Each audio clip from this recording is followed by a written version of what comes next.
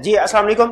कैफ 8 आज के लेक्चर का आगाज करते हैं। लेक्चर नंबर 32 हमारा। आज के लेक्चर में क्या सीखने जा रहे हैं? ऑडिटर पे जो कंपनीज एक्ट की रिक्वायरमेंट अप्लाई होती हैं, हम उनमें नेक्स्ट लर्निंग ऑब्जेक्टिव डिस्कस करने जा रहे हैं।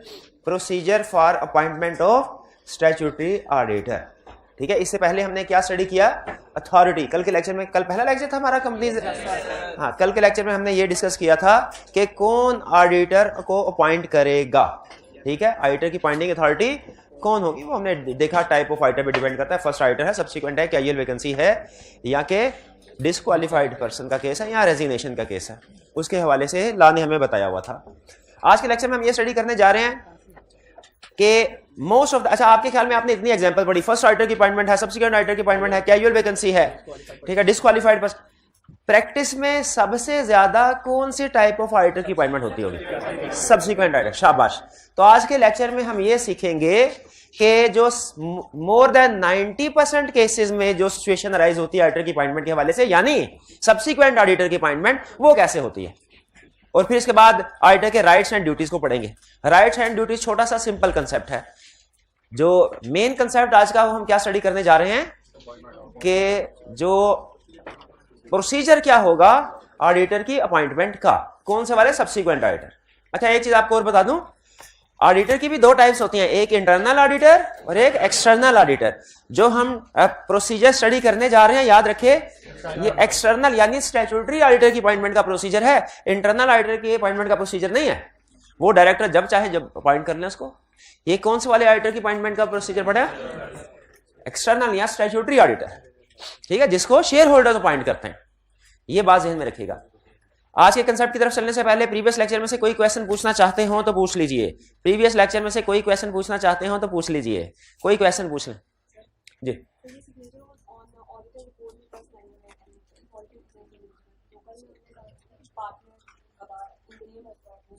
देखिए वो कह रहा है कि क्वेश्चन ये है कि ऑडिट रिपोर्ट पे साइन किसने करने हैं। ठीक है, तो इसमें दो पॉसिबिलिटीज हैं। एक ये कि ऑडिटर इंडिविजुअल हो, सोल प्रोप्राइटर जिसे हम कहते हैं, और दूसरा केस क्या है? पार्टनरशिप फॉर्म हो। ठीक है, लॉ सोल प्रोप्राइटरशिप को अलहदा एक कैटेगरी ऑफ बिजनेस ट्रीट करता है, पार्टनरशिप को अलहदा और कंपनी को अलहदा। आपने पढ़ा हुआ कैफ 7 में। हम प्रैक्टिस में लीगली नहीं, प्रैक्टिस में चाहे सोल प्रोप्राइटर हो चाहे पार्टनरशिप हो, उन दोनों के लिए ऑडिट फर्म का नाम ही यूज करते हैं। हालांकि लीगली अगर देखा जाए तो अगर सोल प्रोप्राइटर है उसके लिए टेक्निकली फर्म का नाम यूज करना लीगल पॉइंट ऑफ व्यू से गलत है, लेकिन प्रैक्टिस में हम इसी तरह यूज कर लेते हैं। उसमें कोई कबाहत की बात नहीं है कि ये सीए फर्म है, ये सीए फर्म है। मे बी उसका ओनर एक हो, मे बी उसका ओनर मल्टीपल हो। तो लॉ जब डिफाइन कर रहा है उसने इसको दो हिस्सों में बताया। उसने कहा अगर तो इंडिविजुअल है, अगर ऑडिटर कौन है? इंडिविजुअल है, जिसको प्रैक्टिस में उसको भी हम एंगेजमेंट पार्टनर कह देंगे। हालांकि उसका दूसरा पार्टनर कोई नहीं होगा। पार्टनर तो वो होता है दो लोग या उससे ज्यादा, लेकिन प्रैक्टिस में उसको भी हम पार्टनर कह देते। तो रिपोर्ट पे साइन कौन करेगा? वो इंडिविजुअल। यहां पे उसने एंगेजमेंट पार्टनर का वर्ड यूज नहीं किया लॉ ने। तो इंडिविजुअल है अगर सोल प्रोप्राइटर, ऑडिट भी उसके साथ कुछ एम्प्लॉइज होंगे, उसके मैनेजर वगैरह होंगे, ट्रेनिंग स्टूडेंट्स होंगे। रिपोर्ट पे साइन कौन करेगा? वो इंडिविजुअल यानी सोल प्रोप्राइटर। ठीक। और अगर पार्टनरशिप फर्म का केस है तो कौन साइन करेगा? क्या कोई, मैं आपने था केस स्टडी में पूछ लिया कि सीनियर मैनेजर है, पार्टनर नहीं है, सीनियर मैनेजर है, क्या वो रिपोर्ट पे साइन कर सकते? तो नहीं कर सकते। रिपोर्ट पे साइन कौन करेगा? पार्टनर में से कोई, एंगेजमेंट पार्टनर।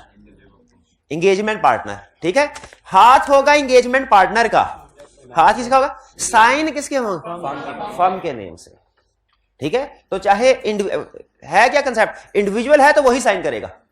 पार्टनरशिप फर्म है तो एंगेजमेंट पार्टनर, या अगर वो बाजू का डेथ हो जाती है, कोई और मसला हो जाता है, डिसेबिलिटी है, तो कोई दूसरा पार्टनर, लेकिन करेगा पार्टनर ही साइन। ऑडिट रिपोर्ट पे साइन कौन करेगा? पार्टनर ही। सोल प्रोप्राइटर है तो खुद, और अगर फर्म है एंगेजमेंट पार्टनर और एनी ऑफ पार्टनर। अगर एंगेजमेंट पार्टनर कोई मसला मसाइल हो गए हैं तो एंगेजमेंट पार्टनर और any of the partner sign करेंगे। कोई एम्प्लॉय मैनेजर साइन नहीं करेगा रिपोर्ट को। ये बात समझ आ गई? अच्छा, साइन करेगा अपना जाती नाम लिखेगा जो शनाख्ती कार्ड पे है? नहीं करेगा। अच्छा, साइन करेगा तो क्या साइन उस तरीके से करेगा जिस तरीके से अपनी जाती चेकबुक पे करता है? नहीं नहीं नहीं, नहीं। कहां पे साइन करेगा? फर्म के नाम पे। ये मेन कंसेप्ट है। ठीक है, तो इन चार सारी डिस्कशन के बाद किस कंक्लूजन में पहुंचे? अगर तो ऑडिटर इंडिविजुअल है, वो इंडिविजुअल रिपोर्ट को साइन करेगा, लेकिन फर्म के नाम से, जो ऑडिटर है उसके नाम से। और अगर पार्टनरशिप फर्म है तो एनी एंगेजमेंट पार्टनर और any of the partner sign करेंगे, लेकिन फर्म के नाम से। हम फर्म किसको कह रहे हैं? हम फर्म उसको कह रहे हैं कि जिस नाम से आईकैप में रजिस्ट्रेशन करवाई गई है। क्लियर हो गया जी? और कोई क्वेश्चन?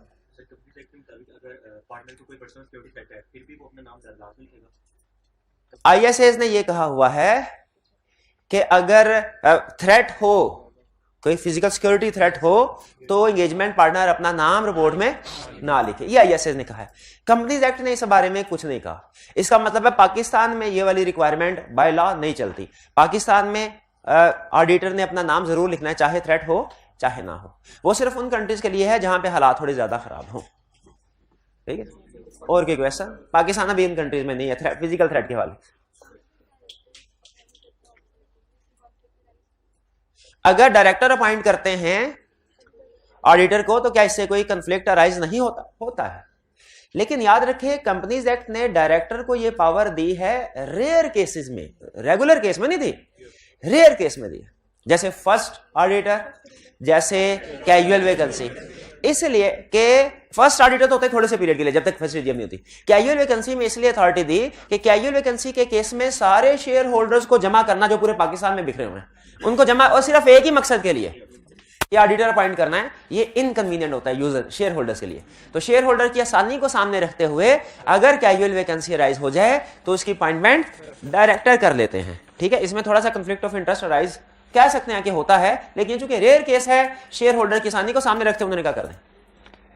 और कोई क्वेश्चन? जी जी, फॉर्म के नाम पे सिग्नेचर होता है, तो मतलब ये सारे पार्टनर्स मिलकर डिसाइड करते हैं कि ये सेपरेट सिग्नेचर फॉर्म का सिग्नेचर होगा जी। फर्म का नाम नहीं, जो सिग्नेचर होते हैं वो फर्म के नाम से ही होते हैं, फर्म के नाम से ही होते हैं। फर्म का जो भी नाम होगा उससे साइन होंगे, पार्टनर को अलग से डिसाइड करने की जरूरत नहीं है। जैसे केपीएमजी फर्म है, कोई भी पार्टनर जब साइन करेगा, वो चाहे असलम हो चाहे बदर हो, ठीक है, वो कोई भी पार्टनर साइन करेगा तो असलम बदर नहीं लिखेगा, साइन किससे करेगा? केपीएमजी। हाँ, उसके नीचे नेम ऑफ एंगेजमेंट पार्टनर में अपना नाम लिख देगा। याद रखिए, नाम अलहदा कंसेप्ट है, साइन अलहदा कंसेप्ट है। आपको जो ऑडिट रिपोर्ट मैंने दिया, अगर आप उसमें देखें तो जो साइन हुए हैं वो फर्म के नाम से हुए हैं। उसके बाद उन्होंने नीचे लिखा name of engagement partner is this. तो नाम मेंशन करना अलहदा चीज है, साइन करना अलहदा कंसेप्ट है। साइन फर्म के नाम से होंगे, यानी फर्म का जो नाम है वो सिग्नेचर आएगा केपीएमजी, लेकिन जो पार्टनर का नाम लिखा जाएगा वो एंगेजमेंट पार्टनर का होगा। क्लियर हो गया जी मेरे भाई? और की क्वेश्चन? ये स्टूडेंट ने क्वेश्चन पूछा, सर इंडिविजुअल है, सोल प्रोप्राइटर है, उसकी डेथ हो जाए तो क्या होगा? Casual vacancy. अगर पार्टनरशिप फर्म है, किसी एक पार्टनर की डेथ होगी एंगेजमेंट पार्टनर की, क्या ये कैजुअल वैकेंसी है? ये कैजुअल वैकेंसी नहीं है, क्योंकि पार्टनरशिप के केस में अपॉइंटमेंट फर्म के नाम से होती है, इंडिविजुअल पर्सन के नाम से नहीं होती। ठीक है, तो फर्म तो मौजूद है, दूसरे पार्टनर है, तो वो किसी दूसरे पार्टनर से कहेंगे कि अब आइंदा आपने ऑडिट करना है। पार्टनरशिप के केस में जब तक सारे पार्टनर्स नहीं मरेंगे, कैजुअल वैकेंसी नहीं होगी। ठीक है, सोल प्रोप्राइटर में एक मर गया, पार्टनर कैजुअल वैकेंसी आ गई सोल प्रोप्राइटर में, लेकिन पार्टनरशिप में किसी एक पार्टनर के मरने से कैजुअल वैकेंसी अराइज नहीं होती। बाकी पार्टनर्स, सर्वाइविंग पार्टनर्स कंटिन्यू करते हैं एंगेजमेंट को। जी जी भाई, ऊपर कर दिया, फ्लो ऊपर कर दिया जी।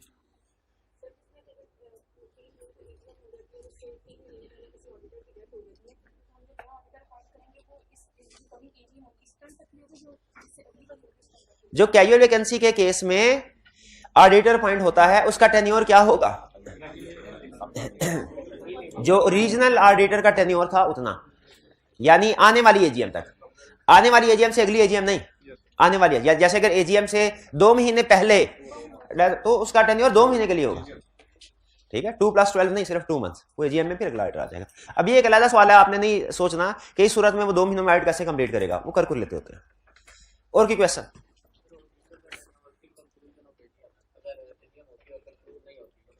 ऑडिटर का जो टेन्योर है वो टिल कंक्लूजन ऑफ एजीएम। अगर एजीएम होती है लेकिन कंक्लूड नहीं होती, इसका मतलब क्या? एजीएम बाजू का एडजॉर्न हो जाती है, शीला में पड़ा होगा, कंक्लूड नहीं होती, तो वो पिछले वाला ऑडिटर ही कंटिन्यू करेगा। बल्कि मुझे याद है एक आईकैप के ओपिनियन था, या शायद कोई लीगल मैटर के ऊपर ओपिनियन लिया था किसने, कि कंपनी की 2 साल से एजीएम ही नहीं हुई, 2 साल से एजीएम ही नहीं हुई, तो क्या अब वो एजीएम के बगैर नेक्स्ट ऑडिटर को अपॉइंट करना चाहती है कंपनी अगले साल की फाइनेंशियल स्टेटमेंट्स को ऑडिट करने के लिए, क्या करवा सकती है? नहीं। जब तक एजीएम नहीं होगी पिछले ऑडिटर का टेन्योर पूरा नहीं, क्योंकि लॉ ने टेन्योर 1 ईयर नहीं कहा हुआ। एजीएम, अगर एजीएम सारी उम्र ही नहीं होती, फर्ज करें, होता तो नहीं, ऐसे समझाने के लिए कह रहा हूं, सारी उम्र ही नहीं होती तो वो ही ऑडिटर कंटिन्यू करेगा। क्लियर हो गया मेरे भाई? और कोई क्वेश्चन जी? अच्छा, नेक्स्ट क्वेश्चन था, if disqualified person is appointed. इसमें डिसक्वालिफाइड पर्सन का क्या है? देखिए, आपने कैफ 7 पढ़ा, क्लास में कोई स्टूडेंट जिसने कैफ 7 कंपनी लॉ ना पढ़ा हो?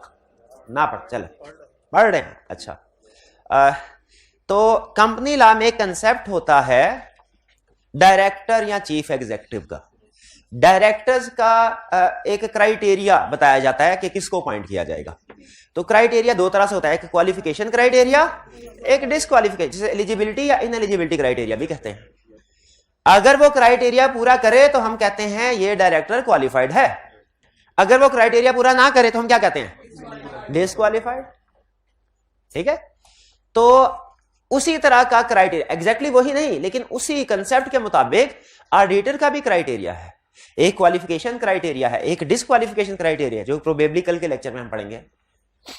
अगर तो ऑडिटर उस क्राइटेरिया को जो कंपनीज एक्ट ने कहा हुआ है उसको पूरा करता है तो हम कहेंगे ये क्वालिफाइड है, और अगर उसको पूरा नहीं करता हम कहेंगे ये डिसक्वालिफाइड है।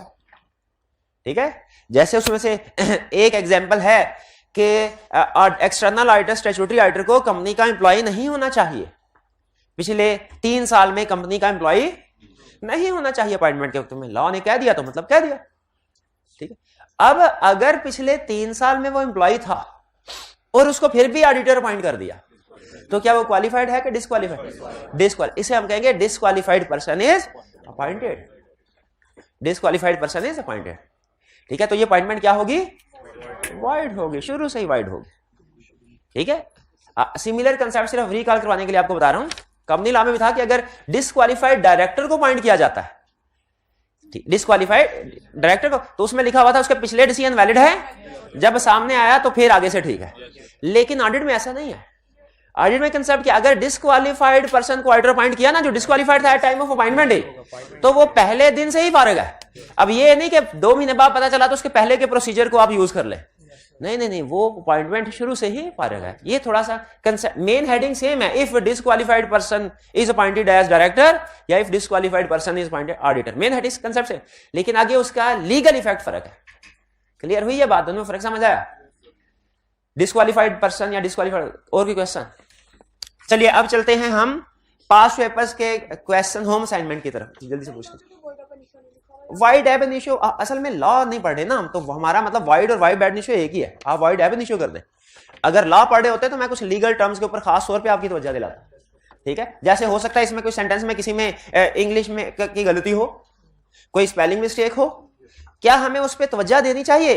हमें उसके ऊपर तवज्जो भी नहीं देनी चाहिए। क्यों? अगर इंग्लिश का पेपर होता फिर उसके ऊपर हम उसके स्पेलिंग आगे पीछे करते हैं या सेंटेंस स्ट्रक्चर चेंज करते हैं। ऑडिट का पेपर उसने टेक्निकल कंसेप्ट पूछा, उसने देखना है प्रोसीजर रेलिवेंट है कि नहीं, उसने आपके स्पेलिंग्स नहीं देखना है। टेस्ट ऑफ डिटेल लिखा कि टेस्ट ऑफ डिटेल्स लिखा, ये अहम नहीं है। इंटरनल कंट्रोल लिखा कि इंटरनल कंट्रोल सिस्टम लिखा कि कंट्रोल एक्टिविटीज लिखा, ये अहम नहीं है। अहम है कि आपने कंट्रोल्स लिखे कि नहीं लिखे। तो यहां पे ऑडिट के पेपर में ये लॉ का या इंग्लिश का पेपर नहीं है, तो इसमें जो प्योर लीगल टर्म्स हैं वो यूज करना जरूरी नहीं। यहां पे वाइड या वाइड एब इनिशियो एक ही बात है। आप वाइड एब इनिशियो लिखते हैं ज्यादा अच्छा लिख सकते हैं, वाइड लिखने वाले में भी कोई प्रॉब्लम नहीं है। और कोई क्वेश्चन? चलिए अब हम चलते हैं अपनी असाइनमेंट की तरफ। हमारी असाइनमेंट में क्वेश्चन थे चैप्टर 6 12th एडिशन से बता रहा हूं। चैप्टर 6 में क्वेश्चन 1 2 3, चैप्टर 5 में से क्वेश्चन 6 7 और चैप्टर 4 में से क्वेश्चन 34 और 25। ऐसा ही है जी, क्वेश्चन मैच कर लें, ऐसा ही है। चलिए 25 पिछला था, याद रखिए। अगर कोई प्रीवियस असाइनमेंट में क्वेश्चन मैंने दिया और डिस्कस नहीं कर सका तो क्या वो कभी भी डिस्कस नहीं करना? वो कल वाली असाइनमेंट में शामिल नहीं था, एग्रीड, लेकिन पिछली असाइनमेंट में शामिल था किसी, ठीक है, और ये डिस्कस नहीं हुआ था। क्या हो गया था? डिस्कस नहीं हो। तो बात लेक्चर की प्लानिंग ऐसे होती है कि जैसे कल का लेक्चर वो ज्यादा टाइम लेगा, तो हो सकता है कल मैं आपकी होम असाइनमेंट डिस्कस ना करूं, डायरेक्ट लेक्चर पे आ जाऊं। तो क्या इसका ये मतलब है कि अब आज वाली होम असाइनमेंट कभी डिस्कस ही नहीं होगी? चेक नहीं होगी, उससे अगले दिन हो जाएगी वो। क्लियर? सबसे पहले चैप्टर 6 की होम असाइनमेंट। अच्छा, ये करंट चैप्टर के साथ प्रीवियस चैप्टर के क्वेश्चन भी होने चाहिए होम असाइनमेंट में कि नहीं? क्यों, क्या फायदा है इनका? रिवीजन। तो वैसे बाकी सच में बताइए, वैसे क्या रिवीजन होती है? कुछ ना कुछ कंसेप्ट, थोड़ा बहुत ही सही, लेकिन रिवाइज, बट ठीक है, ऐसे रखेंगे। Under the companies act 2017, underline कर लें इसको। इससे क्या पता चला? ये चैप्टर 6 का शाबाश क्वेश्चन आ गया हमारे सामने। Identify the situation in which commission में appoint a person to fill the to fill the vacancy of an auditor. क्या पूछ रहा है? टाइप ऑफ ऑडिटर बता के पूछ रहा है, कौन अपॉइंट करेगा, कि अथॉरिटी बता के पूछ रहा है? अथॉरिटी बता के पूछ रहा है। तो शाबाश, मेरा भाई बताएगा कमीशन कब अपॉइंट कर सकता है, जल्दी से। 1.5 घंटा 2 घंटे लगा के कल ऑडिट आपने याद किया होगा ना? नहीं, फर्स्ट टाइम जब डायरेक्टर अगर within 90 days अपॉइंट ना कर सके तो, if first directors fail to appoint auditor within 90 days of 90 days of incorporation। शाबाश, अगला पॉइंट। अगले सब्सिक्वेंट ऑडिटर के अंदर if subsequent auditor is not appointed at AGM। शाबाश, फिर आगे अगली situation. if directors do not fill casual vacancy within 30 days। और अगली example, if disqualified person is appointed as 4। पांचवी example, if appointed auditor is unwilling to act। चलिए, इसमें कोई प्रॉब्लम? अच्छा, 3 नंबर है एग्जाम में, क्या सिर्फ 3 पॉइंट लिख देंगे कि 5 लिख देंगे? 5 लिख देंगे क्या? अगर लिख सकते हैं, अगर आपकी राइटिंग अच्छी है और आप तकरीबन इस क्वेश्चन को हमें कितना टाइम देना चाहिए एग्जाम में बैठ के? 3 into 1.8 1.8 पता है ना आपको कैलकुलेशन? 5.5 मिनट के करीब। आपने इस 5.5 मिनट में 1.5 मिनट सिर्फ पढ़ना और सोचना है। 1.5 मिनट सिर्फ पढ़ना। क्या पूछ रहा है, मैंने स्टार्ट कहां से करना है, एंड कहां करना है, प्लानिंग करनी है। प्लानिंग 1.5 मिनट में क्या करना है? प्लानिंग। अगले 4 मिनट में परफॉर्मेंस करनी है, यानी लिखना है। हमेशा पहले जल्दी नहीं करने। अगर जल्दी करेंगे हो सकता है क्वेश्चन में, ये तो है सिंपल क्वेश्चन था, आगे चल के बहुत से ऐसे क्वेश्चन आते हैं जिनमें एक लफ्ज होता है जिससे क्वेश्चन चेंज हो जाता है। तो हमेशा पहले 20% के करीब टाइम आपने प्लान करना है। जिंदगी में भी असूल बना ले, कोई प्रोजेक्ट है आपने काम करना है उसके ऊपर, पहले तकरीबन टोटल टाइम में से 20% प्लानिंग करनी है। इसके बाद क्वेश्चन 2, कैन ऑडिटर ऑफ ए, इसमें कोई प्रॉब्लम तो नहीं है? Can auditor of a listed company be removed during the terms of his office. ये तो पढ़ा ही नहीं है, वो लिस्टेड कंपनी का थोड़ा ही था।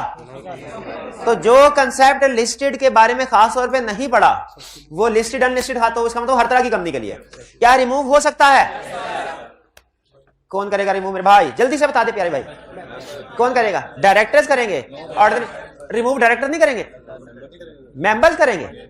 अच्छा ठीक है, ऑर्डिनरी रेजोल्यूशन से, स्पेशल रेजोल्यूशन से। अच्छा, यहां पे उसने रिमूवल की बात की, आपने 2 चीजें बता दी, एक मेंबर, एक स्पेशल रेजोल्यूशन। क्वेश्चन की रिक्वायरमेंट यहां पे क्या आगे इसकी जगह पे कौन ऑडिटर अपॉइंट होगा वो बताना चाहिए कि नहीं? कितने स्टूडेंट्स का ख्याल है कि इसमें इसके बाद वाली अपॉइंटमेंट वो भी बतानी चाहिए? हाथ उठाइए जरा, हाथ। मार्क्स भी कम है और रिक्वायरमेंट में भी सिर्फ यही पूछ रहा है, रिमूवल, अपॉइंटमेंट नहीं पूछ रहा। रिक्वायरमेंट में देखे कहीं अपॉइंटमेंट का लफ्ज है, रिमूवल का लफ्ज है, तो हम भी सिर्फ रिमूवल ही की बात करेंगे। हमने रिक्वायरमेंट के मुताबिक चलना है। एग्जाम में क्या लिखना होता है हमने? जो वो पूछे कि जो हमें आता है, जो वो पूछे, जो पूछता है वो लिखना है, जो आता है वो नहीं। यानी ये नहीं पूछा कुछ और हो, आता कुछ और हो। ठीक है, जो पूछा है नंबर उसके हैं, जो आपको आता है उसके नंबर नहीं। तो मैं कोई प्रॉब्लम? आगे चलते हैं नेक्स्ट क्वेश्चन 3। क्वेश्चन 3 तो मुझे कोई केस स्टडी लग रही है, क्या ख्याल है? इसके कितने पार्ट्स हैं? 2 पार्ट्स हैं। ठीक है, हाँ, पार्ट ए के आगे डिफरेंट कंपनी से स्टार्ट करता है। You have received letter from company secretary of ABC group of companies on March 4, 2006। Date को अंडरलाइन कर लें। क्या ऑडिट के पेपर में डेट्स अहम होती हैं? यस, अहम होती हैं, क्योंकि हमारे बहुत से कंसेप्ट ऐसे हैं जो डेट्स पे बेस कर रहे होते हैं। जैसे सब्सिक्वेंट इवेंट, याद है chapter 4 date of audit report में सब्सिक्वेंट इवेंट की बात आई थी। वो कंसेप्ट भी हमारा डेट पे बेस कर रहा होता है। और अभी इस चैप्टर में हम 90 डेज पढ़ रहे हैं, कभी 30 डेज, 60 डेज, पता नहीं कितने कितने दिन पढ़ रहे हैं। तो इसमें भी डेज का कंसेप्ट है। तो याद रखिए, डेट हमारे लिए इंपॉर्टेंट है। किसी भी क्वेश्चन में अगर दी हो, डेट हमेशा अंडरलाइन करनी है। कर ली डेट अंडरलाइन? क्वेश्चन नहीं मिल रहा इसको। Group consist of 4 public limited unlisted companies. The secretary requested you to advise him as to who will have the authority to appoint new auditors in following situation relating to different companies of the group. वो समझ रहा है कि आपने learning objective याद किया हुआ है और उसे बता देंगे कि किस सिचुएशन में कौन अपॉइंट करेगा। तो सही समझ रहा है कि गलत समझ रहा है? सही समझ रहा है, बिल्कुल। हमने कहा 4 क्या 40 कंपनीज भी ले आते तो हम बता देते कि किस सिचुएशन में कौन अपॉइंट करेगा, हम बता देते। पहली सिचुएशन क्या requested you following situation, auditors of company A will be retiring. Retiring को अंडरलाइन करें। लफ्ज रिटायरिंग में और रिमूवल में क्या फर्क है? रिटायरिंग का मतलब पूरा टेन्योर कर रहा है और रिमूवल का मतलब मिड टर्म रिमूवल का केस है प्रोबेबली, ठीक है। बाज़ औक़ात वो इंटरचेंजेबली वर्ड यूज कर लेता है, तो आपने रिक्वायरमेंट के ऊपर फोकस करना है, लफ्ज पे नहीं, वरना असल में रिटायरिंग और रिमूवल के लफ्ज में फर्क है। On the conclusion of AGM of the company, ये तो पक्का हो गया हमें क्या कि वो अपना टेन्योर पूरा करके जा रहा है। अब कौन अपॉइंट करेगा? मेंबर्स करेंगे थ्रू रेजोल्यूशन। मेंबर्स करें ना, स्पेशल रेजोल्यूशन नहीं, ordinary resolution. Special resolution mid term removal के लिए चाहिए, अपॉइंटमेंट के लिए नहीं। स्पेशल रेजोल्यूशन किसके लिए चाहिए? मिड टर्म रिमूवल के लिए। भाई ए में कोई प्रॉब्लम कंपनी ए में? No. Auditors of company B were removed by the members on March 2, 2006। Removed by members ने रिमूव कर दिया ऑडिटर्स को 2 मार्च को। अब इसका मतलब क्या है? अब ये क्या एजीएम में रिमूव हो रहा है? कैसे पता चला एजीएम में नहीं हो रहा? लिखा तो नहीं हुआ। पिछली एग्जांपल में उसने लिख दिया था एजीएम में, तो अगर ये भी एजीएम में रिमूव हो रहा था तो ये भी लिख देता इधर। उसने नहीं लिखा, इसका मतलब क्या है? ये कौन सी रिमूवल है? Mid term. मेंबर्स ही करते हैं, सही कहा उसने। तो अब उसकी जगह पे कौन अपॉइंट करेगा? बोर्ड ऑफ डायरेक्टर्स करेंगे। गलत। हाँ शाबाश, with prior approval of commission. Commission की प्रायर अप्रूवल के साथ, ठीक। Company B clear? इसमें कोई प्रॉब्लम? तो क्या क्या कंपनी बी के केस में कौन कौन से अल्फाज लाजमी आपके सोल्यूशन में होने चाहिए? बोर्ड ऑफ डायरेक्टर्स लाजमी होना चाहिए, प्रायर अप्रूवल लाजमी होना चाहिए, कमीशन। सी हो गई गलती। कंपनी ए में जो स्टूडेंट गलती बताएगा, शाबाश। अगर कंपनी ए में पूरी बात तो की ही नहीं, पूरी बात तो हमने कि क्या कंपनी ए में पूरी बात होती? हमने सिर्फ इतना बताया कि एजीएम में मेंबर्स अपॉइंट करेंगे, हालांकि हमें पूरी बात करनी चाहिए थी। पूरी बात क्या होती? If members do not appoint then commission. वो तो मैंने अभी मार्क्स देखे 8, मैंने कहा ये कैसे पूरे हो, मुझे फौरन अपनी गलती पता चल गई। शुक्र है उसने मार्क्स लिखे हुए हैं, ठीक है, तो मुझे फौरन अपनी गलती पता चल गई। ठीक है कि 4 सिचुएशन 8 नंबर है, हर सिचुएशन के 2-2 नंबर होंगे, तो इसका मतलब पॉइंट्स भी 2-2 होंगे, कम से कम 2-2 पॉइंट्स होंगे। तो ये आपने नहीं बताया। क्यों नहीं बताया? क्यों नहीं बताया? दूसरे रूम में। फिर auditors of company C became disqualified on February 14, 2006। अब कौन अपॉइंटमेंट करेगा? डायरेक्टर्स करेंगे within 30 days of occurrence of casual vacancy. हाँ, if directors fail to fill vacancy then commission. शाबाश। D auditors of company D resigned on January 28। Resign कर दिया, unwilling to act. अब कौन करेगा? कमीशन।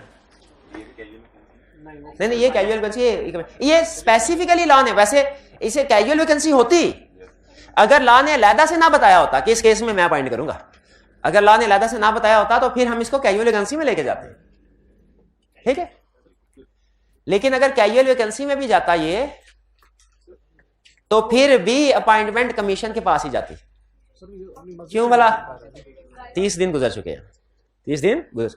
फिर कह रहा है what would be the term of office of new auditor in the cases given about. मैं एग्जाम में बैठ के परेशान होकर ये सोच रहा हूं कि मुझे हर केस का अलग-अलग बताना है, टेन्योर क्या होगा। ये कैसे पता चला आपको? इकट्ठे बता दें। 2 नंबर हैं और वैसे भी सबका रूल सेम है, सबका रूल सेम है। ये कौन अपॉइंट करेगा? सॉरी, ये टर्म ऑफ ऑफिस क्या होगी? फ्रॉम नेक्स्ट एजीएम नहीं कहना, फ्रॉम द नेक्स्ट एजीएम गलत, 0 number, from the date of appointment till the conclusion of next AGM, ये बता। अच्छा, अगर रिक्वायरमेंट ये होती कि in above cases what shall be remuneration of auditor, फिर क्या बताते कि जो भी अथॉरिटी अपॉइंट कर रही है, जो भी अथॉरिटी अगर अपॉइंटमेंट कर रहे हैं डायरेक्टर, तो remuneration will be determined by director, if commission तो commission, in all other cases members को उसने बैलेंसिंग फिगर में डाल दिया। 3 में कोई प्रॉब्लम? चलिए, ये चैप्टर तो निमट गया जी।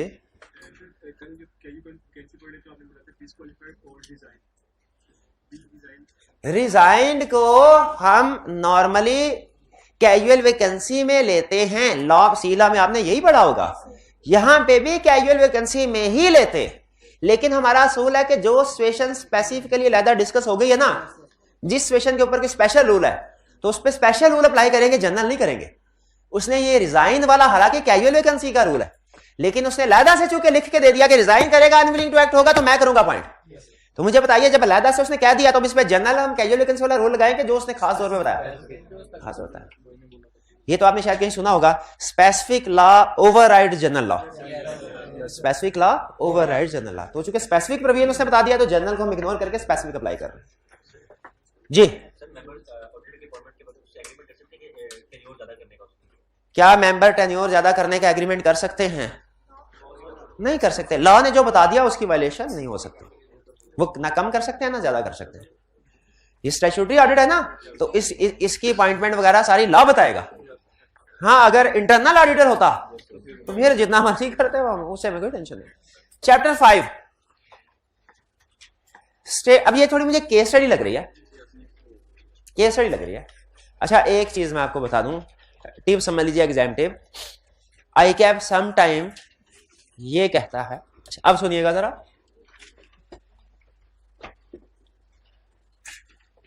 एक ऑडिटर को अपॉइंट किया गया, during audit casual vacancy arise हो गई, 30 डेज गुजर गए, डायरेक्टर्स ने कैजुअल वैकेंसी फिल नहीं की, डायरेक्टर्स ने कैजुअल वैकेंसी फिल नहीं की। Required describe inherent limitations of audit, क्या लिखेंगे? ये आई कैप ऐसे करता है, क्या करेंगे? इंफॉर्मेशन और रिक्वायरमेंट में इनकंसिस्टेंसी है, इंफॉर्मेशन किसी और कंसेप्ट की दे रहा है, रिक्वायरमेंट में कुछ और पूछ रहा है, क्या लिखूं? Inherent limited. मार्क्स, हाँ मार्क्स किस चीज के होते हैं? रिक्वायरमेंट के। अगर इंफॉर्मेशन इनकंसिस्टेंसी है तो रिक्वायरमेंट को सामने रखे, जो रिक्वायरमेंट में पूछा है वो बताना है। वहां पे बैठ के सोचते नहीं रहना कि इंफॉर्मेशन कोई और दी है, कुछ ना कुछ चक्कर जरूर होगा, कोई चक्कर नहीं। बाज़ औक़ात आई कैप ऐसे करता है, रिप्रोडक्शन के क्वेश्चन में ऐसे कर, केस स्टडी में नहीं करता, रिप्रोडक्शन के क्वेश्चन में सम टाइम ऐसे करता है कि ऊपर इंफॉर्मेशन कोई और दे देगा 3-4 लाइन में और नीचे रिक्वायरमेंट कुछ और। आपने सिंपल रिक्वायरमेंट को सामने रख के जो आंसर बनता है वो लिखना है। स्टेट द एक्शन, अब इसलिए रिक्वायरमेंट पढ़ो। State the action that your firm should take with respect to request for information from B. अब यहां पे ये मुझे पता चल गया, ये केस स्टडी बेस्ड क्वेश्चन लग रहा है। यहां पे क्या रिक्वायरमेंट से पता चल रहा है हमारी फर्म ने क्या करना है? नहीं पता चल रहा है। ये पता चल गया कुछ ना कुछ करना है, क्या करना है ये नहीं, क्योंकि उसने कहा है with respect to request for information. अब ये जो रिक्वेस्ट आई है किस चीज की है, इस पे डिपेंड करेगा हमने क्या करना है। रिक्वायरमेंट से जब क्लियर ना हो हमने क्या करना है, तो कैसे क्लियर होता है? इंफॉर्मेशन से। अगर रिक्वायरमेंट से क्लियर हो जाए क्या करना है, तो फिर एहतियातन क्वेश्चन फिर भी पढ़ लेते हैं, लेकिन अहम चीज क्या है? रिक्वायरमेंट।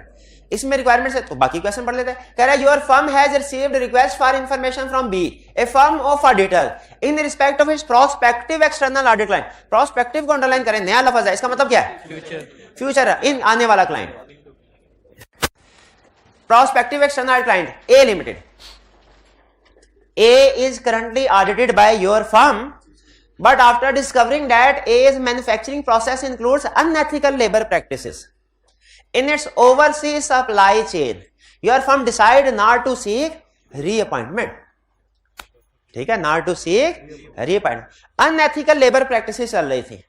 बताया नहीं, जरूरी भी नहीं है, लेकिन मैं वैसे आपसे चाह रहा हूं कि सोच के बताएं। अनएथिकल लेबर प्रैक्टिस क्या हो सकती है? चाइल्ड लेबर, बच्चों से काम करवा रहे थे, या मिनिमम वेजेस जो थी वो 30,000 हैं, वो 20,000 22,000 दे रहे थे, या हो सकता है ओवर टाइम ना दे रहे हो, शाबाश, या हो सकता है सेफ्टी रिक्वायरमेंट्स पूरी ना की गई हो, ठीक है, फैक्ट्री में आग लगने की सूरत में कोई इमरजेंसी एग्जिट नहीं है, इस तरह के इश्यूज आपने कहा नहीं ये क्लाइंट ठीक नहीं है, ये क्लाइंट ठीक नहीं है, आपने फैसला कर दिया। अब आपको लेटर मिल गया, वो हमसे इंफॉर्मेशन, इस लेटर का नाम क्या है जो हमें मिला? Professional clearance letter. तो समझ गया चेंज ऑफ ऑडिटर का केस है। इसमें सबसे अहम क्वेश्चन जो डिसाइड करना है आपने वो ये कि आप इनकमिंग ऑडिटर है कि आउटगोइंग? आउटगोइंग ऑडिटर है। तो बताइए, अब रिक्वेस्ट, तो मैं तो हूं, तो मैं तो फौरी तौर पे बता दूं कि ये बड़े गलत लोग हैं। स्टेप नंबर 1 क्लाइंट से परमिशन लेनी है। स्टेप नंबर 2 अगर परमिशन मिल जाए, ऑनेस्टी स्टेट फैक्ट्स, परमिशन ना मिले तो फिर क्या करेंगे? फिर भी लेटर जाएगा, है ना जी बात? फिर क्या बताएंगे? परमिशन नहीं मिली, शाबाश, क्लियर होगी ये बात? कोई प्रॉब्लम इसमें? अब ये चूंकि हम आउटगोइंग ऑडिटर हैं तो इसलिए वो स्कोप लिमिटेशन या विड्रॉल वाली बात नहीं लिखनी हमें। 6 क्लियर? तो इसमें 3 नंबर हैं। एक अब मैं एग्जाम में बैठ के ना मार्क्स की एलोकेशन कर रहा हूं। 3 नंबर है। 1 नंबर तो हो जाएगा क्लाइंट से परमिशन लेने का, 1 नंबर हो जाएगा इफ परमिटेड तो क्या करना है, और तीसरा नंबर इफ नॉट परमिटेड तो क्या करना है। प्लान करके ना, ये जो 1.5 मिनट शुरू का होता है, 1-1.5 मिनट प्लान करके फिर लिखना शुरू करना है।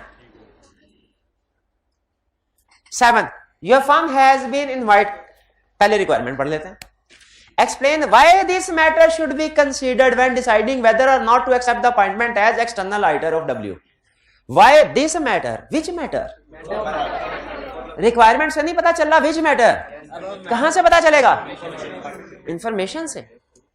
Your firm has been invited by Tony, the managing director and majority shareholder of W Limited. अच्छा, मैनेजिंग डायरेक्टर, कुछ जगहों पे चीफ एग्जीक्यूटिव को मैनेजिंग डायरेक्टर या प्रेसिडेंट कहा जाता है, अमेरिकन कंपनीज ये काम करते हैं, ठीक है। चीफ एग्जीक्यूटिव को क्या कहा जाता है? मैनेजिंग डायरेक्टर या प्रेसिडेंट। अगर कभी ये किसी केस स्टडी में टर्म यूज हो तो आपको पता होना चाहिए चीफ एग्जीक्यूटिव को ही बोल रहा है। और सीएफओ के लिए बोलते हैं फाइनेंशियल कंट्रोलर। सीएफओ के लिए क्या बोलते हैं? Financial control. तो जहां फाइनेंशियल कंट्रोल समझे, तो टोनी ने इनवाइट किया हमें to accept appointment as external. भाई अपॉइंटमेंट से पहले उस ऑडिटर की कंसेंट लेनी चाहिए कि कंसेंट के बगैर अपॉइंट कर देना चाहिए? कंसेंट लेनी चाहिए। तो टोनी ने कहा भाईजान क्या ख्याल है आपका? हमने कहा हमने फौरन कह देना चाहिए अच्छा ख्याल है नहीं, एक्सेप्टेंस प्रोसीजर, शाबाश। अब कह रहे एक्सेप्टेंस प्रोसीजर में क्या हो? Your firm's client acceptance procedure have identified recent newspaper article which reported details of court proceeding relating to fraud committed by Tony. अब बताइए ये एक्सेप्टेंस में कौन सा प्रॉब्लम आ गई? थ्रेट आ गया। कौन सा थ्रेट आ गया? Self interest threat to integrity and professional behaviour. आगे ये लिखेंगे ये थ्रेट क्रिएट होता है। क्या रीजन भी लिखनी चाहिए? किस वजह से? बिकॉज ऑफ फ्रॉड या allegation of fraud on chief executive. क्या लाजमी है कि हम इस क्लाइंट को क्विट कर दें? ये भी कर सकते हैं, हाँ, लेकिन पहले हम क्या लिखेंगे कि हम इवैल्यूएट करेंगे क्या हम इंक्रीज्ड प्रोसीजर से इस थ्रेट को रिड्यूस कर सकते हैं। अगर कर सकते हैं एक्सेप्ट कर ले, और अगर नहीं कर सकते तो एक्सेप्ट ना करें। सीए करना बहुत मुश्किल है, बहुत ज्यादा प्रोसीजर अप्लाई होते हैं, करने पड़ते हैं। क्या ये सोच के छोड़ दे सीए? नहीं। देखे अगर आप इस काबिल हैं कि ज्यादा पढ़ सके, ठीक है, ज्यादा हर रोज पढ़ सके, कम से कम खुद 6 से 8 घंटे खुद पढ़ सके हर रोज, 1.5-2 साल के लिए पढ़ना, ज्यादा नहीं, सिर्फ 1.5-2 साल के लिए। फिर आर्टिकल्स में कुछ ना कुछ चलता रहता है, तो पढ़ सकते हैं, तो फिर कर ले। और अगर नहीं पढ़ सकते, सिर्फ आधा घंटा पढ़ सकते हैं रोज, तो फिर सीए की बजाय बीए कर ले, उसमें फर्स्ट डिवीजन ले, बल्कि 45 मिनट अगर पढ़ लें तो हो सकता है कोई गोल्ड मेडल भी आ जाए, ठीक है। तो ये अच्छा, ये कब फैसला करना है? अहम चीज, कब करना था ये फैसला? एफएससी के बाद, एफएससी के बाद। लेकिन कोई प्रॉब्लम नहीं है अगर बाद में भी मैनेजमेंट की, पहले पता चलता हमें एक्सेप्ट ना करते, बाद में पता चल गया तो विड्रॉ।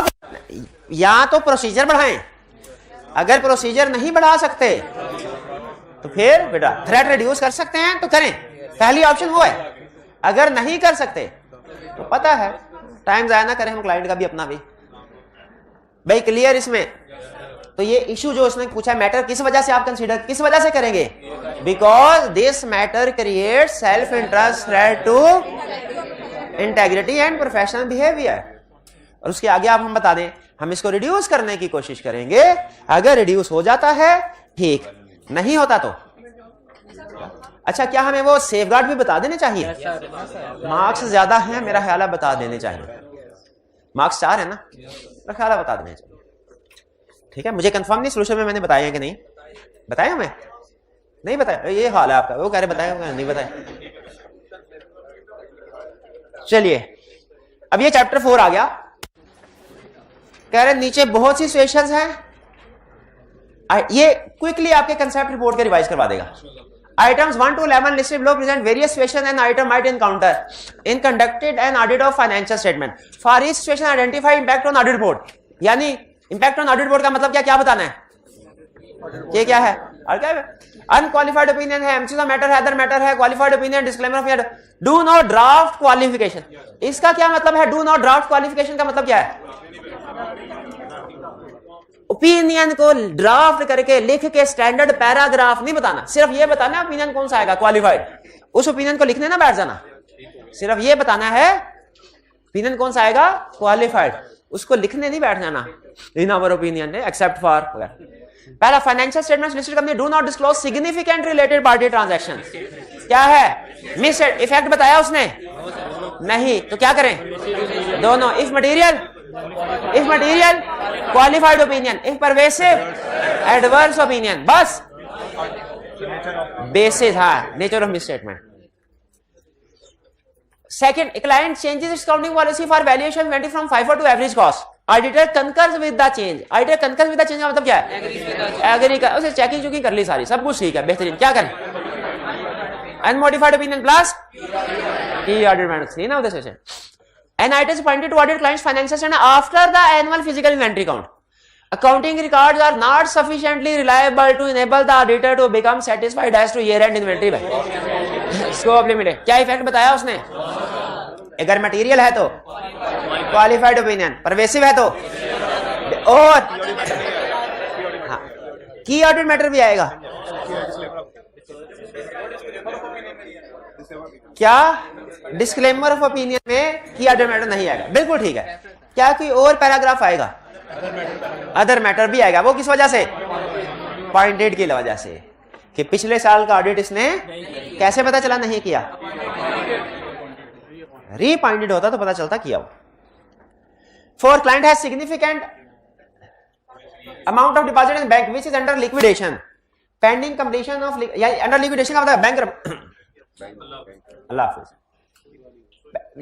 प्रोसीडिंग्स पेंडिंग है, no provision has been made in accounts, this matter is adequately disclosed in the financial statement. क्या डिस्क्लोज होना चाहिए? प्रोविजन रिकॉर्ड करनी चाहिए। पता चल गया बैड डेट है हमारा, प्रोविजन रिकॉर्ड करनी चाहिए, नहीं करते तो इफेक्ट बताया, दोनों डिस्कस करेंगे। मटेरियल है तो क्वालिफाइड, परवेसिव है तो adverse. 5, the financial statements of a listed company do not disclose remuneration paid to chief executive. क्या ये डिस्क्लोजर देना चाहिए? फाइनेंशियल आता है, बिल्कुल आता है। ठीक है, तो क्या होगा ये? Miss statement. ठीक है, अब आगे मैं क्विकली एनालिसिस कर रहा हूं। इफ मटेरियल क्या आएगा, टाइप ऑफ ओपिनियन, वो आप कर लेंगे ना, वो तो रेपिटेशन नहीं। रेम्युनरेशन पेड फाइनेंशियल स्टेटमेंट में डिस्क्लोजर होता है ये, और ये 4, हाँ जी बिल्कुल 4 शेड्यूल रिक्वायर करता है इसको। 6, due to losses and adverse key financial, losses and adverse key financial ratio, losses adverse, कुछ याद आया? लॉस क्या? Going concern. लेकिन अभी नतीजे पे नहीं पहुंचना, पहले देख लें कि कंक्लूजन हमें दे रहा है कि नहीं दे रहा। अगर वो हमें किसी कंक्लूजन पे पहुंचा रहा हो तो क्या करेंगे? कंक्लूजन पे पहुंचा रहा तो क्या करेंगे? तो वो कंक्लूजन लिखेंगे। अगर हमें किसी कंक्लूजन पे नहीं पहुंचाता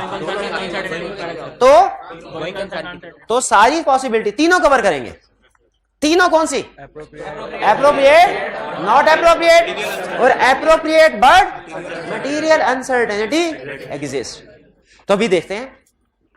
कहते हैं auditor has substantial doubt about client's ability to continue as going concern for reasonable period. Client has adequately disclosed financial difficulty in notes, disclose कर दिया उसने। अब बताइए एप्रोप्रिएट, नॉट एप्रोप्रिएट या appropriate but material uncertainty exist. अब चूंकि disclose कर दिया उसने तो ये मिस स्टेटमेंट नहीं है, मिस स्टेटमेंट नहीं है। और यहां पे उसने लफ्ज इस्तेमाल किया डाउट का, डाउट का। तो हमें material uncertainty relating to going, ये 50-50 वाली सिचुएशन की तरफ ले गया। 7 chief executive officer refuses auditor access to minutes of board of directors meeting, scope limitation है बाय मैनेजमेंट, बिल्कुल। 8 auditor is unable to obtain financial statement of consolidated subsidiary, scope limitation, financial statement ही मौजूद नहीं है, verification कैसे होगी? और ये तो कंसोलिडेशन का लफ्ज सुना हुआ है कभी आपने? शाबाश। तो उसके लिए फाइनेंशियल स्टेटमेंट की जरूरत होती है। 9 previous year's financial statements were audited by another firm of chartered accountants who issued unqualified audit opinion. Other matter paragraph, बिल्कुल ठीक है। 10 certain material transaction cannot be tested because of management's retention policy related to record. Scope limitation, पता नहीं कौन सी घटिया policy बनाई होगी कि 6 महीने बाद रिकॉर्ड जला देते हैं। Management changes its accounting policy from cost to revaluation. Auditor does not concur with the change. फिर मिस स्टेटमेंट इफेक्ट बताया उसने, कौन सा डिस्कस करें? दोनों डिस्कस करने हैं हमने। अच्छा अगर लिखा होता auditor concurs with the change, ये ऑटोमेटिक आता है, शाबाश। Next client refuses to permit the auditor to confirm certain significant accounts receivable और apply alternative procedure to verify these balances. Scope limitation है, बल्कि बाय मैनेजमेंट है, ठीक है, डेटर्स को वेरीफाई नहीं करने दिया। क्या इफेक्ट बताया उसने मटेरियल के परवेसिव? दोनों डिस्कस करेंगे, बल्कि इसमें तो विड्रॉल डिस्कस नहीं करेंगे, विड्रॉल वाली बात डिस्कस तो नहीं करेंगे। स्कोप लिमिटेशन बाय मैनेजमेंट है, विड्रॉल की बात डिस्कस नहीं करेंगे, क्यों? उसने इफेक्ट ऑन रिपोर्ट पूछा है, सिर्फ अंदर रहना, रिपोर्ट से बाहर नहीं जाना। 13 chief executive officer is unwilling to sign the management representation letter. उसने लेटर या रिप्रेजेंटेशन लेटर, पता है ना, रिटर्न फॉर्म में इंफॉर्मेशन लेते हैं, बहुत सी इंफॉर्मेशन। अच्छा उसने कोई एक आधी इंफॉर्मेशन देने से इनकार किया है कि कोई भी इंफॉर्मेशन नहीं दे रहा, सारी नहीं दे रहा, साइन लेटर में साइन नहीं कर रहा। Scope limitation by management, disclaimer, सीधा डिस्क्लेमर, ये डायरेक्टली परवेसिव होनी चाहिए ना। 25 describe application on audit board where prior year's audit has been conducted by another auditor. बस अदर मैटर लिख देंगे, एक नंबर अदर मैटर का होगा शायद। फिर अच्छा अब कोई नहीं बोलेगा, जो कंप्लीट आंसर देगा ना इस क्वेश्चन का उसको ही ना, सिर्फ एक स्टूडेंट से पूछूंगा, बार बार नहीं पूछूंगा, एक स्टूडेंट से। ये मेरा भाई बता दे कॉर्नर वाले, इसका कंप्लीट आंसर क्या होगा? बताया जाएगा audit conducted by another firm of chartered accountants, type of opinion expressed, if modified opinion है उसकी रीजन देंगे, डेट ऑफ ओपिनियन। शाबाश शाबाश, मैं समझ रहा था ये मॉडिफाइड ओपिनियन वाली बात खा जाएंगे, बाकी 3 बता देंगे, मॉडिफाइड ओपिनियन वाली बात खा जाए। अब मुझे बताइए कितने स्टूडेंट के जहन में था कि इफ मॉडिफाइड ओपिनियन तो रीजन भी बतानी है? जरा हाथ उठाइए, कितने स्टूडेंट के? हाँ, आधी से ज्यादा क्लास के जहन में ये बात नहीं थी।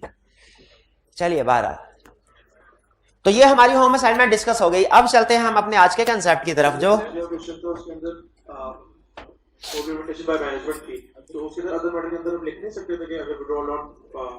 हाँ जी, अगर स्कोप लिमिटेशन बाय मैनेजमेंट है, जैसे वो रिप्रेजेंटेशन लेटर साइन नहीं किया, उसमें स्कोप लिमिटेशन बाय मैनेजमेंट है, इफेक्ट परवेसिव है, तो उसमें अदर मैटर पैराग्राफ भी इंक्लूड करेंगे। क्यों इंक्लूड करेंगे? बताने के लिए कि विड्रॉल क्यों पॉसिबल है, प्रैक्टिकेबल नहीं था। अब चलते हैं हम अपने नेक्स्ट कंसेप्ट की तरफ। नेक्स्ट कंसेप्ट हमारा सिंपल इजी, ये प्रोसीजर है। प्रोसीजर वाले कंसेप्ट इजी इसलिए होते हैं कि सारा काम स्टेप बाय स्टेप चल रहा होता है। स्टेप नंबर 1 में ये करना, 2 में ये करना, 3 में ये करना, 4 में ये करना, कहानी खत्म। लॉजिकल सीक्वेंस में चल रहा होता है कंसेप्ट, इसलिए ये आसान होता है। आज हम 2 कंसेप्ट टारगेट है हमारा। पहला लीगल प्रोसीजर स्टडी करना है, किसके लिए? Appointment and removal of statute. अच्छा देखिए, जिस प्रोसेस से नया ऑडिटर आता है उसी प्रोसेस से पुराना ऑडिटर जाता है। यानी पुराने ऑडिटर की रिमूवल भी एजीएम पे होगी, नए ऑडिटर की अपॉइंटमेंट भी एजीएम पे होगी। इसलिए एग्जाम में अगर आपसे पूछे अपॉइंटमेंट का प्रोसीजर बताओ, वो भी यही है। अगर कहे रिमूवल ऑफ स्टैट्यूटरी ऑडिटर का प्रोसीजर बताओ, वो भी यही है। ठीक है। अच्छा, ये प्रोसीजर जो चेंज ऑफ ऑडिटर वाला केस है ना, पुराना जा रहा है, नया आ रहा है, ये लॉ में भी है यानी कंपनीज एक्ट में, और एथिक्स में भी है यानी कोड ऑफ एथिक्स। हमें कौन सा पढ़ना है? दोनों पढ़ने हैं। अब आपकी मर्जी है, चाहे दोनों इकट्ठे पढ़ लें या अलग-अलग पढ़ लें। अलग, चल पहले कौन सा पढ़े? लॉ वाला, लीगल रिक्वायरमेंट्स। कहता है मेन प्रोसीजर सुन लें। सबसे पहले बोर्ड ऑफ डायरेक्टर्स रिकमेंड करेंगे कि नेक्स्ट टर्म के लिए किसको ऑडिटर अपॉइंट होना चाहिए। कौन करेंगे? रिकमेंड कर रहे हैं, अपॉइंट नहीं कर रहे। अपॉइंट कौन करेगा? बस ये अपॉइंटमेंट तो आगे बोर्ड ऑफ डायरेक्टर्स की तरफ से।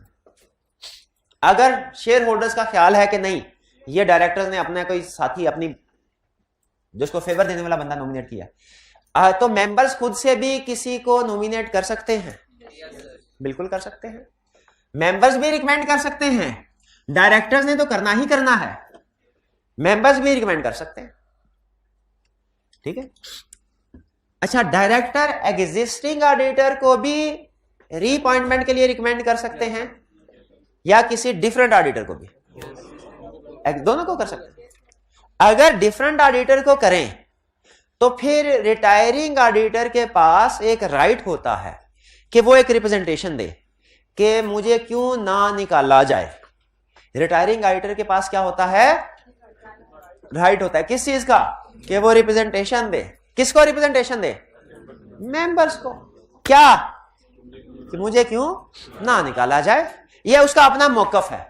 देखिए, डायरेक्टर तो ये कह रहे होंगे सर इसको चेंज कर दे, बहुत तंग करता है। तो ऑडिटर कह रहा होगा सर गड़बड़ थी, कोई फ्रॉड का रिस्क था, इसीलिए हमने ज्यादा प्रोसीजर कर दिए थे। हम तो एज शेयर होल्डर हम तो आपका भला करते हैं। तो क्या सिर्फ डायरेक्टर्स का पॉइंट ऑफ व्यू सामने आना चाहिए कि अगर चेंज ऑफ ऑडिटर का केस है तो रिटायरिंग ऑडिटर का भी पॉइंट ऑफ व्यू आना चाहिए? तो उसके पास भी राइट है क्या कि वो रिप्रेजेंटेशन देगा, अपना पॉइंट ऑफ व्यू देगा।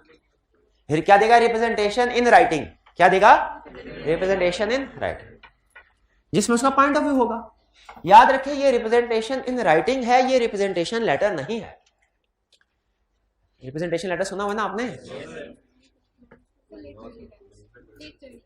नहीं, रिप्रेजेंटेशन लेटर सुना हुआ ना? वो कौन देता है? हाँ, किसको? ये क्या है?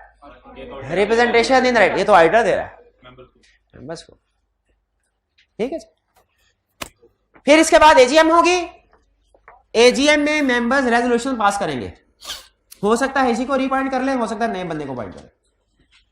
और जब अगर एजीएम हो गई उसके बाद विद इन 14 डेज कंपनी ने रजिस्ट्रार को इन्फॉर्म करना है। क्या करना है?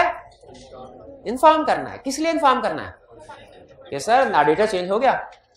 आपने कंपनी लॉ में पढ़ा हो, कोई भी चेंज हो, डायरेक्टर चीफ एग्जीक्यूटिव भी चेंज हो, वो भी इतला देते हैं। ऑडिटर चेंज हो, वो भी इतला दी जाती है विद इन 14 डेज। अब इस प्रोसेस को थोड़ा डिटेल में स्टडी करते हैं। दोबारा से आइए, प्रोसीजर पढ़ रहे हैं, अपॉइंटमेंट और रिमूवल दोनों का, क्योंकि दोनों का प्रोसीजर सेम है। और ये सब्सिक्वेंट ऑडिटर वाला केस है। कौन सा? सब्सिक्वेंट ऑडिटर वाला। पहले board of director, step number 1 में क्या होगा? बोर्ड ऑफ डायरेक्टर्स अपनी तरफ से एक ऑडिटर को रिकमेंड करेंगे, एक अच्छे से ऑडिटर को रिकमेंड करेंगे। सेम भी हो सकता है, डिफरेंट भी हो सकता है, लेकिन रिकमेंड या नॉमिनेट करने से पहले उस प्रपोज्ड ऑडिटर की कंसेंट ले ली जाएगी, रजामंदी। भाईजान आप तैयार हैं हमारा ऑडिट करने के लिए? वो कहेगा ठहर जाओ, मुझे 4 दिन दे दो, मैं एक्सेप्टेंस प्रोसीजर परफॉर्म कर लूं। एक्सेप्टेंस प्रोसीजर परफॉर्म करने के बाद कहेगा मैं तैयार हूं। फिर डायरेक्टर्स उसका नाम लिखेंगे और एजीएम के नोटिस में लिख के एजेंडा, एजीएम के नोटिस में एक एजेंडा आएगा, क्या? Change of auditor, appointment of auditor, ये आएगा। ठीक है। तो लिख के ये एजीएम का नोटिस भेज दिया जाएगा। किसको भेज दिया जाएगा? मेंबर्स को और रिटायरिंग ऑडिटर को। ये बात समझ आई? अब यहां पे देखिए, हम है कंपनी, हमने ऑडिटर नया नया इसने सीए किया, हमने कहा चलो भाई तुम्हें ऑडिटर अपॉइंट कर देते हैं, इसको रिकमेंड करके लेटर भेज दिया। कंपनी ने किस किस को भेजा?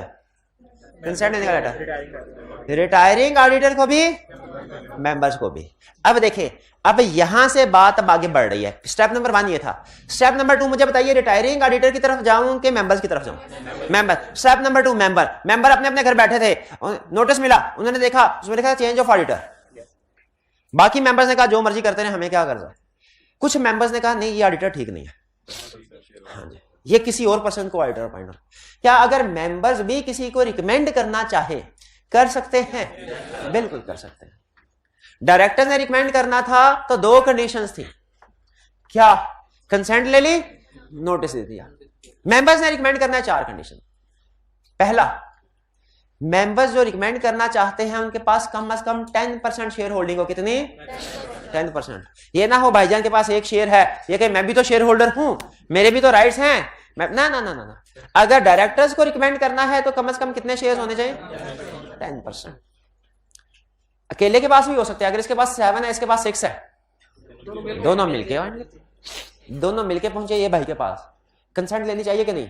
Step number 1 10%, step number 2 consent लेनी है। मेंबर्स कैसे रिकमेंड करेंगे? Step number 1 10% share holding, step number 2 consent, step number 3 company को नोटिस भेजना है।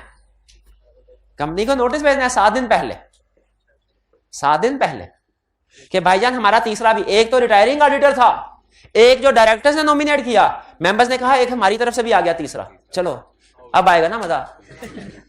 3 ऑडिटर्स में मुकाबला होगा। अच्छा, कंपनी को जब ये मेंबर्स की तरफ से नोटिस मिले, कंपनी दबा के बैठ जाए क्या? कंपनी को फिर जैसे पहले नोटिस भेजा था फिर नोटिस भेजना चाहिए, रिटायरिंग ऑडिटर को भी। लेकिन अब टाइम कम है, मुकाबला सख्त है, अब 7 दिन रह गए ना बाकी। पहले तो 21 दिन पहले नोटिस भेजते होते हैं, वो तो पता था डिले हो भी या 4, 5, 8, 10 दिन का तो लेटर फिर भी, ये तो 7 दिन रह। तो अब मेंबर्स को लेटर भेजने की बजाय वेबसाइट पे अपलोड कर दिया जाता है। क्या किया जाता है इसको? वेबसाइट पे अपलोड कर, ताकि जिस मेंबर को देखना है वो फौरी तौर पे देख ले। भाई ठीक हो गया? आपके ख्याल में वेबसाइट पे अपलोड होना चाहिए कि लेटर भेजना चाहिए था जैसे पहले भेजा? वेबसाइट पे फटाफट उधर। अब देखें डायरेक्टर्स ने क्या करना है, ये हो गया डिस्कस। मेंबर्स ने क्या करना है, ये भी हो गया डिस्कस। अब किसकी बारी आई? रिटायरिंग ऑडिटर की। रिटायरिंग ऑडिटर की। रिटायरिंग ऑडिटर 2 दफा उसे हार्ट अटैक होने से बचाओ, दोनों दफा। कैसे? पहली दफा कब हार्ट अटैक उसे होने लगा? जब डायरेक्टर्स, और दूसरी दफा मेंबर्स का नोटिस पहुंचा। अब अगर तो रिटायरिंग ऑडिटर समझता है अच्छा है जान छूटी, अच्छा है जान छूटी, तो फिर उसने कुछ नहीं करना। लेकिन अगर रिटायरिंग ऑडिटर समझता है नहीं नहीं मेरे साथ जाती हो रही है, मुझे ही अगले साल का ऑडिट भी करना चाहिए, तो उसके पास एक राइट है। किस चीज का right? Right to make representation in writing. वो रिटन फॉर्म में रिप्रेजेंटेशन देगा, बनाएगा कि मुझे ही रिपॉइंट करना चाहिए, जस्टिफिकेशन देगा, जो भी जस्टिफिकेशन है, और वो रिप्रेजेंटेशन कंपनी को जमा करवा देगा एजीएम से 2 दिन पहले।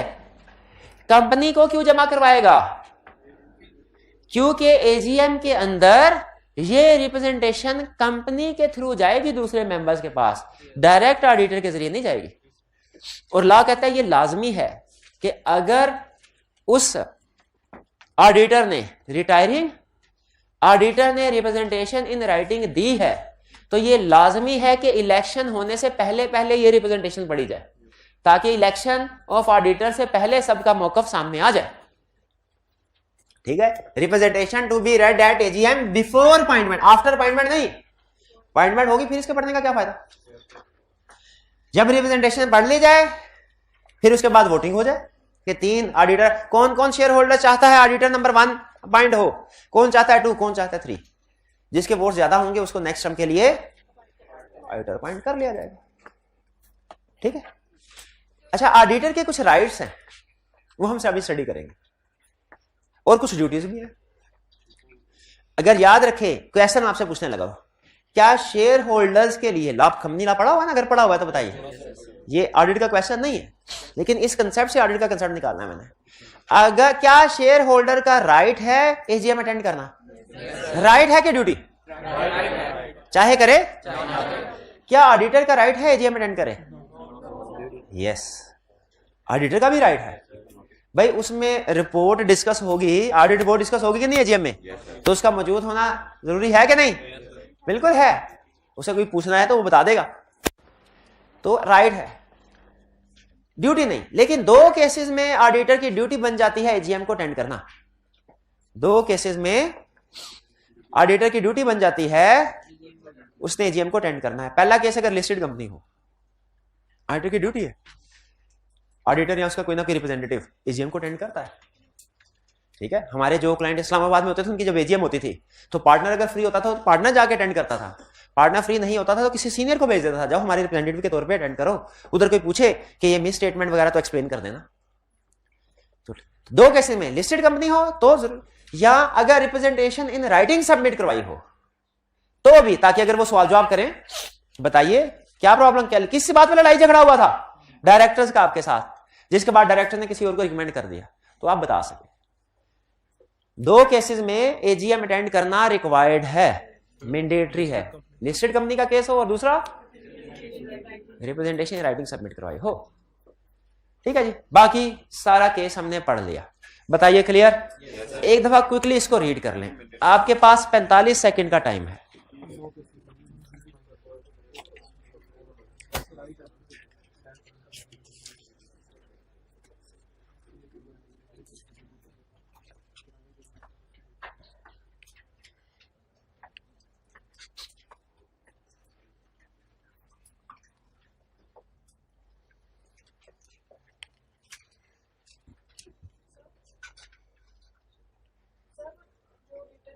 एक मिनट रीडिंग कर लीजिए।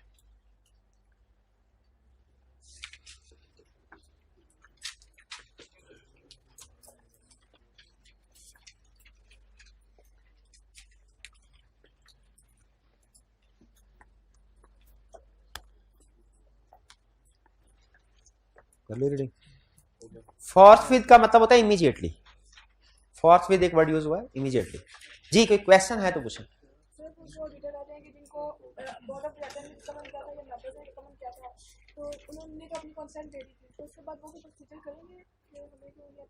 नहीं नहीं नहीं, अगर नॉमिनेशन हुई थी और किसी को पॉइंट नहीं दिया जाता तो वो कोई इतराज नहीं कर सकते, मर्जी। ये भाई वो क्या टीवी पे वो आते हैं फिल्म फेयर अवार्ड वगैरह, लटन पटम इस तरह के अवार्ड, उसमें नॉमिनेशन होती हैं, तो 4 5 6 7 अवार्ड किसको मिलता है? एक हो। तो बाकी कहते हैं अच्छा सर आने जाने का किराया तो दे दे, हमें बुलाया तो था, किराया मांगते हैं? नहीं मांगते, जरूरी नहीं। और याद रखिए एजीएम में जो रिटायरिंग ऑडिटर है उसका राइट है आना, जो भी अपॉइंट ही नहीं हुए वो नहीं आते। जो डायरेक्टर का होगा ना ऑडिटर, जो उसने नॉमिनेट किया, उसका राइट नहीं है एजीएम में आना, वो तो भी ऑडिटर बना ही नहीं है। वो अपने घर में उसका खर्चा पानी भी कोई नहीं लगा होगा, नहीं पॉइंट किया तो इतराज भी नहीं करेगा। हाँ एक्सेप्टेंस प्रोसीजर पे उसका कुछ लगा होगा, कोई प्रॉब्लम नहीं, कोई प्रॉब्लम नहीं। मैं गया मोबाइल, मैंने कहा मोबाइल ठीक करते भाईजान, उसने चेक करके उसने कहा 40,000 लगेगा, मैंने कहा बंद करके वापस कर दे, तो बंद करके दे दिया मोबाइल। मैंने पूछा भी नहीं क्या कि चेक किया है पैसे, उसे भी, क्योंकि ये उनके प्रोफेशन में नॉर्मल होता है, ऐसे कस्टमर को पता चले उसके बाद ही डिसीजन करता है ना। तो जिनको पॉइंट नहीं किया उनकी कोई टेंशन।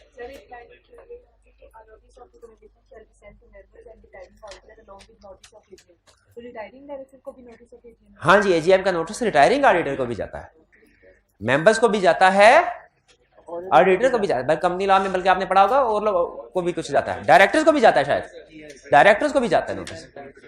कोई मर जाए तो उसके रिप्रेजेंटेटिव को भी जाता है, जाते हैं नोटिस। चलिए अच्छा, अब है next ethical responsibilities.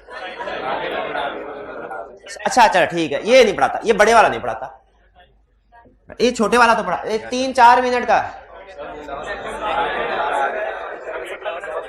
Professional clearance letter पढ़ा कि नहीं पढ़ा?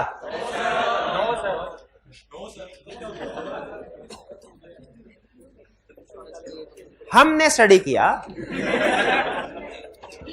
लीगल रिक्वायरमेंट्स के चेंज ऑफ ऑडिटर, कभी और जल्दी छुट्टी दे दूंगा, अभी आज 3-4 मिनट दे दे मुझे।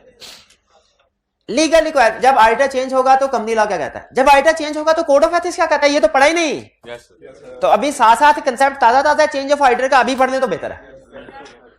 एथिकल रिस्पॉन्सिबिलिटी, जब ऑडिटर चेंज होते हैं लीगल प्रोसीजर तो है ही है, एथिकल रिस्पॉन्सिबिलिटीज भी है। कुछ एथिकल रिस्पॉन्सिबिलिटी इनकमिंग ऑडिटर की है, कुछ आउटगोइंग की। इनकमिंग की एथिकल रिस्पॉन्सिबिलिटी क्या है? इनकमिंग की क्या रिस्पॉन्सिबिलिटी है? प्रोफेशनल क्लियरेंस लेटर सेंड करना है। आउटगोइंग की क्या रिस्पॉन्सिबिलिटी है? प्रोफेशनल क्लियरेंस लेटर का रिप्लाई देना है। बताइए कोई नई बात थी? इनकमिंग, अच्छा, आउटगोइंग ऑडिटर की जिम्मेदारी है कि अगर उसने रिप्रेजेंटेशन इन राइटिंग कंपनी को जमा करवाई है ना, आई कैप को भी जमा करवाएगा, आई कैप को भी जमा करवाएगा आउटगोइंग ऑडिटर। और इनकमिंग ऑडिटर उस रिप्रेजेंटेशन इन राइटिंग को पढ़ेगा। ये एक्सेप्टेंस के डिसीजन में आपको याद है, मैं लिंक करवा दूं, वो पूछता होता था आउटगोइंग से कोई रीजन है तो बता दो। तो अगर उसे उधर से जवाब ना मिले लेकिन ये रिप्रेजेंटेशन इन राइटिंग उसके हाथ आ जाए तो यहां से जज कर लेगा, फिर पोर्ट से भी जज कर सकता है। जवाब आ जाए वो तो बेहतरीन है ना क्लियरेंस लेटर का। अदर, लेकिन ये अदर सोर्स की एग्जांपल एक ये भी है। तो इनकमिंग ऑडिटर को अगर रिप्रेजेंटेशन आउटगोइंग ऑडिटर ने दी है तो वो पढ़ ले। अब चाहे ये कंपनी से लेके पढ़ ले, चाहे आई कैप से, आई कैप के पास भी है। हाँ, अगर अब बहुत स्वेयर केस आ गया, मिड टर्म रिमूवल, अगर मिड टर्म रिमूवल है तो आउटगोइंग ऑडिटर ने जाते जाते शिकायत लगानी है आई कैप को। उसने सारा केस फॉरवर्ड कर देना है, क्योंकि ये कोई छोटा मोटा इशू नहीं है। In case of mid term removal outgoing auditor क्या करेगा? आई कैप को इन्फॉर्म करेगा और उसे सारे फैक्ट्स बताएगा, सारे फैक्ट्स, वकूअ असल में हुआ क्या था मिड टर्म के केस में। किस केस में? और अगर मिड टर्म के केस में नया ऑडिटर आ गया तो वो तब तक एक्सेप्ट नहीं करेगा क्लाइंट जब तक आई कैप से क्लियरेंस ना ले ले, क्योंकि ये सेंसिटिव इशू है, मिड टर्म सेंसिटिव इशू। आई कैप नॉर्मली 15 दिन में जवाब दे देता है, एक्सेप्ट करेगा ना। लेकिन याद रखे, ये जो अहम चीज बता रहा हूं, इनकमिंग ऑडिटर ने आई कैप से क्लियरेंस लेनी है, ये सिर्फ मिड टर्म रिमूवल के केस में लेनी है, एवरी केस में नहीं लेनी, सिर्फ मिड टर्म रिमूवल। ये ध्यान में रखिएगा, ठीक है। बाकी वो राइट्स ड्यूटीज तो आपको पढ़ाने नहीं, वो कल देखेंगे। हाँ, एग्जाम्प्टिव क्या है, ये क्या होते हैं कल नहीं पढ़ेंगे, घर जाके आप पढ़ेंगे। ये एग्जाम्प्टिव क्या है, ये रह गया, ये भी रही, ये भी रही। तो ये आपने घर से पढ़ के आनी है। आज का लेक्चर यहाँ पे खत्म करते हैं। अल्लाह हाफिज।